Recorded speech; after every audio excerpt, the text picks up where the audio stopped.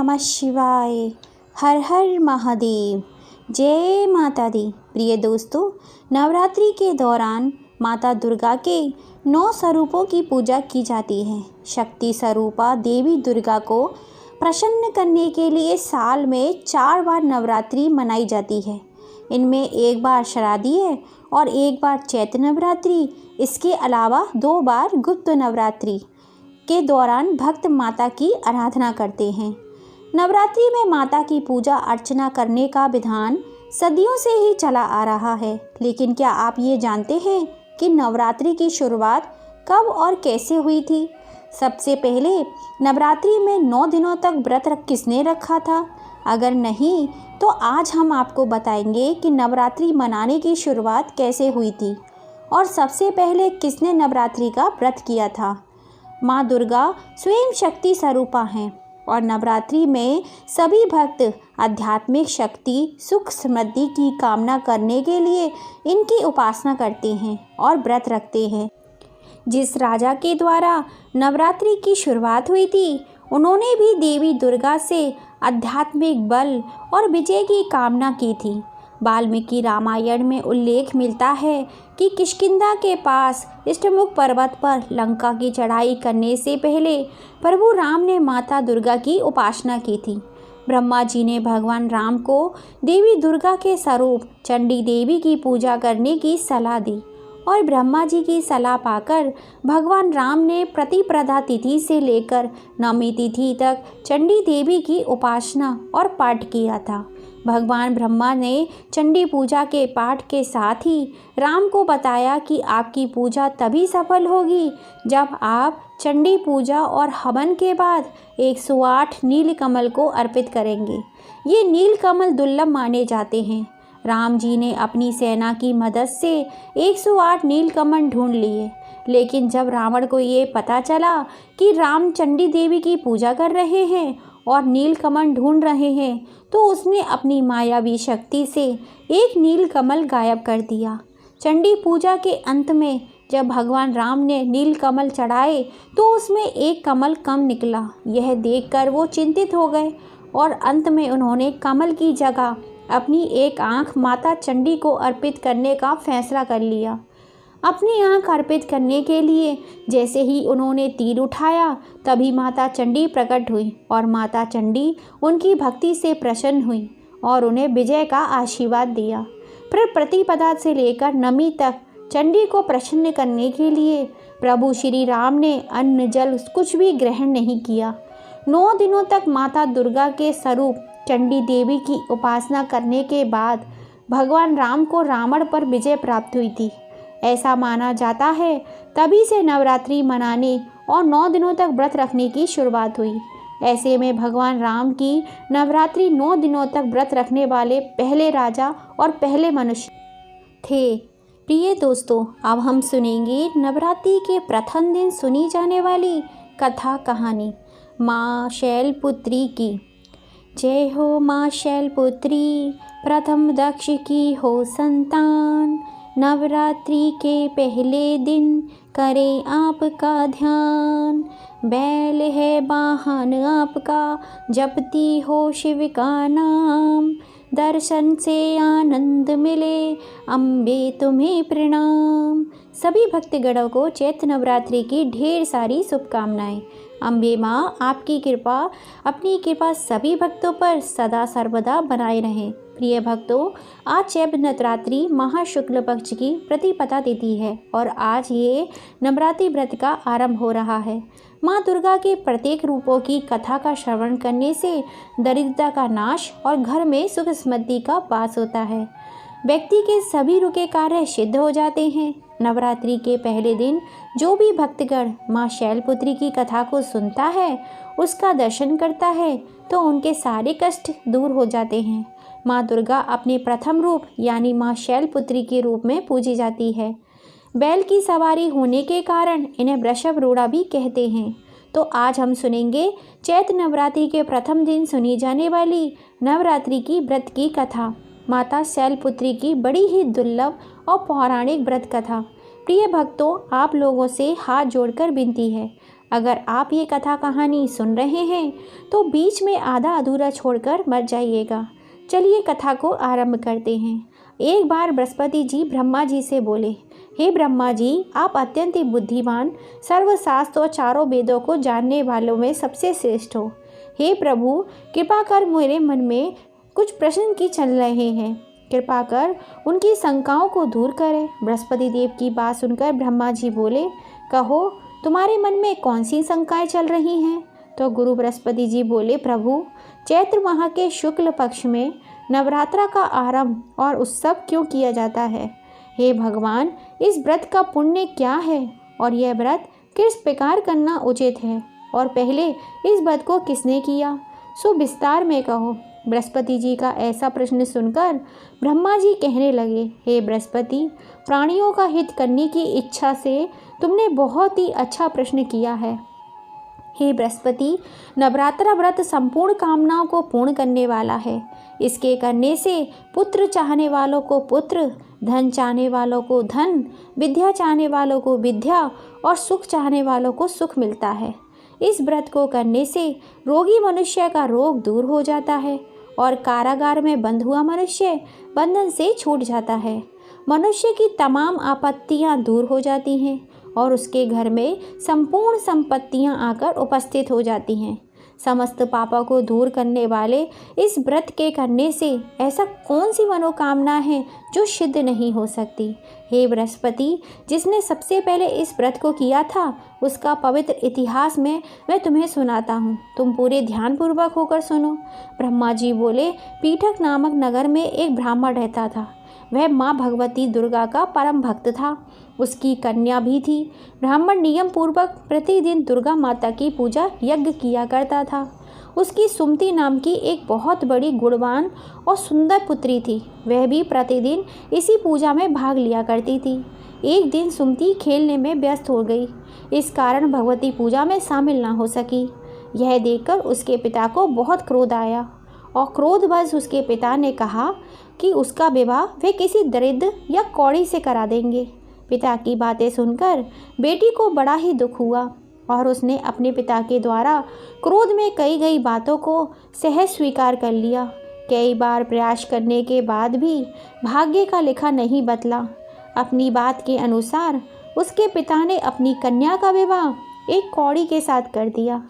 सुमति अपने पति के साथ विवाह करके वहाँ से चली गई। उसके पति का घर न होने के कारण उसे वन में घास के आसन पर रात भर बड़े कष्ट से बितानी पड़ी। गरीब कन्या की यह दशा देखकर माता भगवती उसके द्वार पिछले जन्म की गई पुण्य के प्रभाव से प्रकट हुई और सुमति से बोली, कन्या, मैं तुम पर बहुत ही प्रसन्न हूँ। मैं तुम्हें कुछ देना चाहती हूँ, मांगो, क्या मांगती हो? इस पर सुमति ने उनसे पूछा, हे भगवती, आप मेरे किस बात पर प्रसन्न हैं? कन्या की यह बात सुनकर देवी कहने लगी, मैं तुम पर तुम्हारे पूर्व जन्म के किए हुए पुण्य के प्रभाव से प्रसन्न हूँ। तुम पूर्व जन्म में भील की प्रतिव्रता स्त्री थी। एक दिन तुम्हारे पति भील द्वारा चोरी करने के कारण तुम दोनों को सिपाहियों ने पकड़कर जेल खाने में कैद कर दिया था। उन लोगों ने तुम्हें और तुम्हारे पति को भोजन भी नहीं दिया था। इस प्रकार नवरात्रा के दिनों में तुमने ना कुछ खाया और ना ही जल पिया, इसलिए 9 दिनों तक नवरात्रि व्रत का फल तुम्हें प्राप्त हुआ है। हे ब्राह्मणी, उन दिनों अनजाने में जो व्रत किया उसके व्रत के प्रभाव से मैं प्रसन्न होकर आज तुम्हें मनोवांछित वरदान देने आई हूँ। कन्या बोली, अगर आप मुझ पर प्रसन्न हैं तो कृपा करके मेरे पति का कोढ़ दूर कर दीजिए। माता ने कन्या की यह इच्छा शीघ्र ही पूरी कर दी। देवी कहने लगी कि उन दिनों में जो तुमने व्रत किया था उस व्रत का एक दिन का पुण्य अपने पति का कुष्ठ रोग दूर करने के लिए अर्पण करो। मेरे प्रभाव से तेरा पति कुष्ठ रोग से रहित और सोने के समान शरीर वाला हो जाएगा। ब्रह्मा जी बोले, इस प्रकार देवी का वचन सुनकर वह ब्राह्मणी बहुत प्रसन्न हुई और अपने पति को निरोग करने की इच्छा से ठीक है ऐसा बोली। तब उसके पति का शरीर भगवती देवी की कृपा से कुष्ठ नर अति क्रांति युक्त हो गया। उसकी क्रांति के सामने चंद्रमा की क्रांति भी क्षीण हो गई थी। वह ब्राह्मणी पति की मनोहर देह को देखकर देवी को अति पराक्रम वाली समझकर स्तुति करने लगी। उसने कहा, हे दुर्गे, आप दुर्गत को दूर करने वाली, तीनों जगत की संताप हरने वाली, समस्त दुखों को दूर करने वाली, रोगी मनुष्य को निरोग करने वाली, प्रसन्न होने पर मनोवांछित वस्तु देने वाली और दुष्ट मनुष्य का नाश करने वाली हो। तुम ही सारे जगत की माता और पिता हो। हे अम्बे, मुझ अपराध रहित अबला को मेरे ही पिता ने अपने नगर से निकाल दिया। उसकी निकाली हुई पृथ्वी पर मैं घूमने लगी। आपने ही मेरा इस आपत्ति रूपी समुद्र से उद्धार किया है। हे देवी, आपके चरणों में मैं प्रणाम करती हूँ, मुझ दीन की रक्षा कीजिए। ब्रह्मा जी बोले, हे बृहस्पति, इसी प्रकार उस सुमति ने मन से देवी की स्तुति की। उसकी स्तुति सुनकर देवी बहुत ही खुश हो गई और ब्राह्मणी से कहने लगी, हे ब्राह्मणी, उदान नाम का अति बुद्धिमान, धनवान, कीर्तिवान और जितेंद्रिय पुत्र शीघ्र ही तुम्हें उत्पन्न होगा। ऐसा कहकर वह देवी उस ब्राह्मणी से फिर कहने लगी, हे ब्राह्मणी, और जो कुछ तेरी इच्छा हो वही मनोवांछित वस्तु मांग सकती हो। ऐसा भगवती दुर्गा का वचन सुनकर सुमति बोली, हे भगवती दुर्गे, अगर आप मेरे पर प्रसन्न हैं तो कृपा कर मुझे नवरात्रि व्रत की विधि बतलाइए। हे दयावंती, जिस विधि से नवरात्रा व्रत करने से आप प्रसन्न होती हैं, उस विधि और उसके फल को देने करने वाली विस्तार रूप में वर्णन कीजिए। इस प्रकार ब्राह्मणी के वचन सुनकर दुर्गा कहने लगी, ब्राह्मणी, मैं तुम्हारे लिए संपूर्ण पापों को दूर करने वाली नवरात्रा व्रत की विधि बतलाती हूँ, जिसको सुनने से समस्त पापों से छुटकारा और मोक्ष की प्राप्ति होती है। चैत्र माह के शुक्ल पक्ष की प्रतिपदा से लेकर 9 दिनों तक विधि पूर्वक व्रत करें। यदि दिन भर व्रत ना कर सके तो एक समय भोजन करें। ब्राह्मणों से पूछकर कलश स्थापना करें और वाटिका बनाकर उसको प्रतिदिन जल से सींचें। महाकाली, महालक्ष्मी और महासरस्वती, इन तीनों की मूर्तियां बनाकर उनकी नित्य विधि पूर्वक पूजा करें और पुष्पों से विधि पूर्वक अर्घ्य दें। बजोरा के फूल से अर्घ्य देने से कीर्ति की प्राप्ति होती है। आंवले से सुख और केले से भूषण की प्राप्ति होती है। इस प्रकार फलों से अर्घ्य देकर यथाविधि हवन करें। खांड, घी, गेहूँ, शहद, जौ, तिल, नारियल और कमल गट्ठा, इनसे हवन करें। गेहूं का हवन करने से लक्ष्मी की प्राप्ति होती है। खीर व चंपा के पुष्पों से धन और पत्तों से तेज और सुख की प्राप्ति होती है। आंवला से कीर्ति और केले से पुत्र की प्राप्ति होती है। कमल से राज, सम्मान और सुख संपत्ति की प्राप्ति होती है। खांड, घी, नारियल, जौ और तिल, इनसे तथा फलों से होम करने से मनोवांछित फलों की प्राप्ति होती है। व्रत करने वाला मनुष्य इस विधान से होम करे, ब्राह्मणों को अत्यंत विनम्रता से प्रणाम करे और व्रत सिद्धि के लिए उसे दक्षिणा दे। इस महाव्रत को पहले बताई हुई विधि के अनुसार जो कोई करता है उसके सभी मनोरथ सिद्ध हो जाते हैं। इसमें तनिक भी संशय नहीं है। इन 9 दिनों में जो कोई दान आदि किया जाता है उसका करोड़ों गुना फल मिलता है। इस नवरात्रि के व्रत करने से ही यश्वमेघ यज्ञ के बराबर फल मिलता है। आगे ब्रह्मा जी बोले, हे बृहस्पति, इस प्रकार ब्राह्मणी को व्रत की विधि और फल बताकर देवी अंतर्ध्यान हो गई और जो मनुष्य या स्त्री इस व्रत को भक्ति पूर्वक करता है वह इस लोक में सुख पाकर अंत में दुर्लभ मोक्ष को प्राप्त होता है। हे बृहस्पति, यह दुर्लभ व्रत का महत्व मैंने तुम्हारे लिए बतलाया है। बृहस्पति जी कहने लगे, हे ब्रह्मदेव, आपने मुझ पर अति कृपा की है जो अमृत के समान इस नवरत्न व्रत को महत्व सुनाया। ऐसे बृहस्पति जी के वचन सुनकर ब्रह्मा जी बोले, हे बृहस्पति, तुमने सब प्राणियों का हित करने वाले इस अलौकिक व्रत को पूछा है, इसलिए तुम अत्यंत धन्य हो। यह भगवती शक्ति स्वरूपा लोगों का पालन करने वाली इस महादेवी के प्रभाव को कौन जान सकता है। इस व्रत में उपवास या फलाहार आदि का कोई विशेष नियम नहीं है। प्रातःकाल उठकर स्नान करके मंदिर में जाकर या घर पर ही नवरात्रों में दुर्गा जी का ध्यान करके कथा करनी या पढ़नी चाहिए। कथा के अंत में माँ दुर्गा के 9 रूपों का जयकारा लगाना चाहिए। हे बृहस्पति, नवरात्रि के प्रथम दिन माँ शैलपुत्री की कथा का श्रवण जरूर करना चाहिए। सो इस प्रकार है। शैलपुत्री देवी माँ दुर्गा के 9 रूपों में से पहले स्वरूप में जानी जाती हैं। यही नवदुर्गा में प्रथम दुर्गा हैं।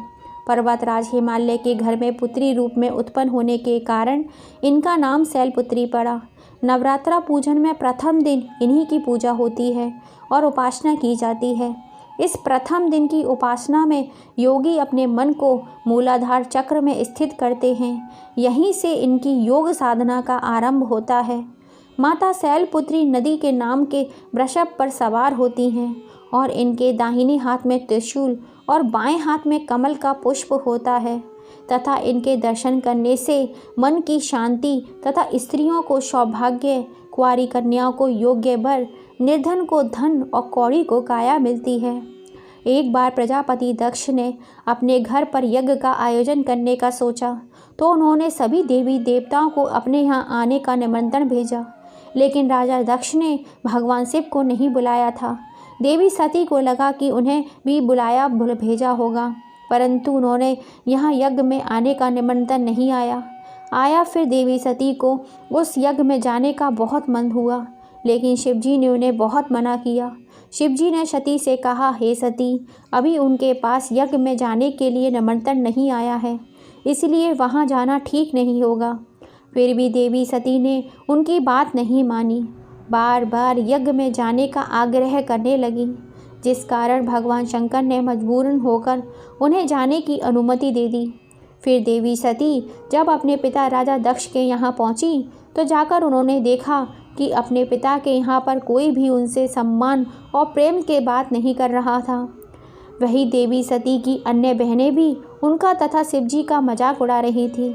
स्वयं देवी सती जी के पिता प्रजापति दक्ष ने भी सती का अपमान करने का कोई मौका नहीं छोड़ा।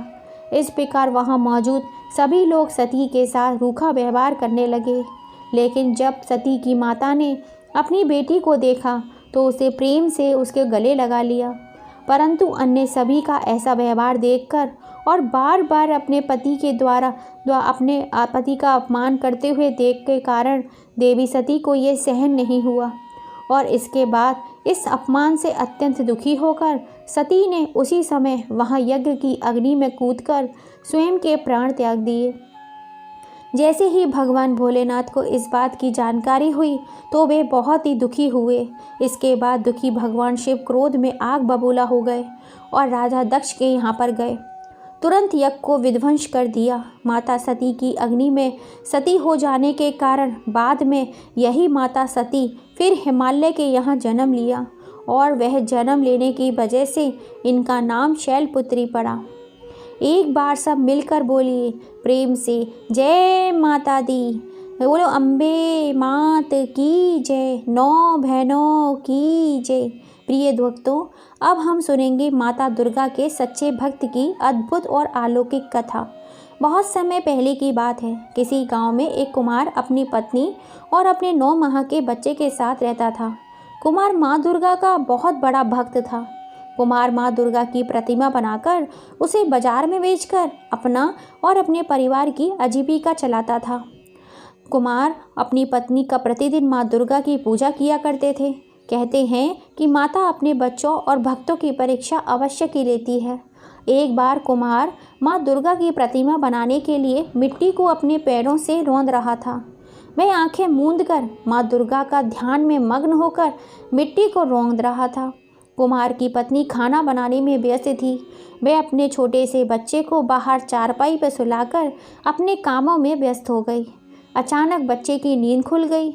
वह बच्चा खेलते खेलते वहां आ गया जहां उसका पिता कुम्हार माता दुर्गा के ध्यान में मग्न होकर अपने पैरों से मिट्टी को रौंद रहा था।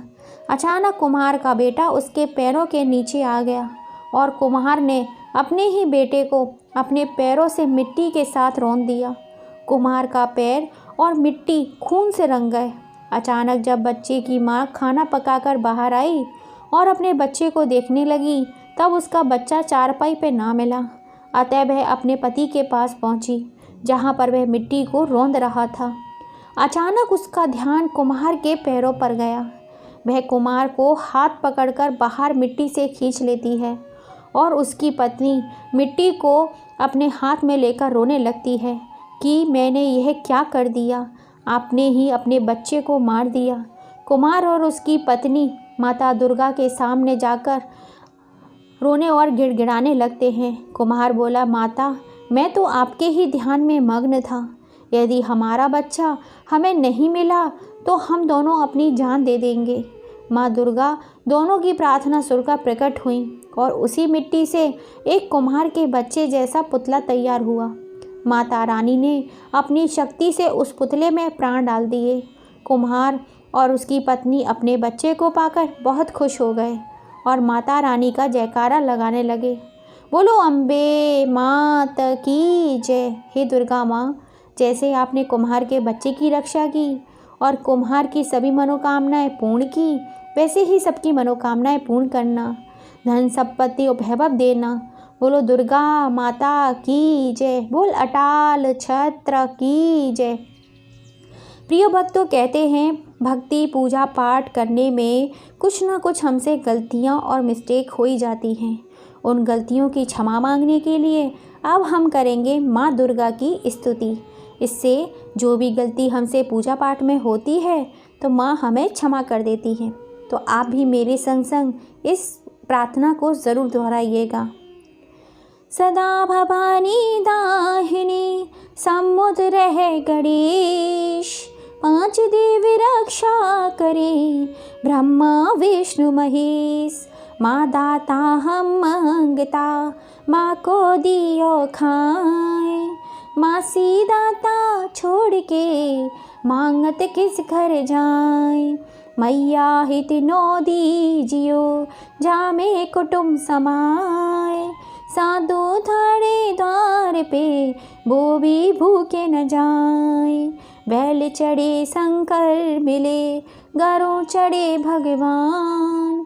सिंह चढ़ी मेरी माँ मिली, तीनों एक समान। माता के दरबार में घंटन की घनघोर, जाती थोड़े द्वार पर दर्शन दीजो मोय, दर्शन दीजो मोय। बोलो सांचे दरबार की जय, 9 बहनों की जय, वो माँ दुर्गा की जय, आज के आनंद की जय। प्रिय भक्तों, कहानी पसंद आई हो तो प्लीज़ ज़्यादा से ज़्यादा शेयर कीजिएगा, लाइक कीजिएगा, कमेंट कीजिएगा। फिर मिलेंगे। जय माता दी।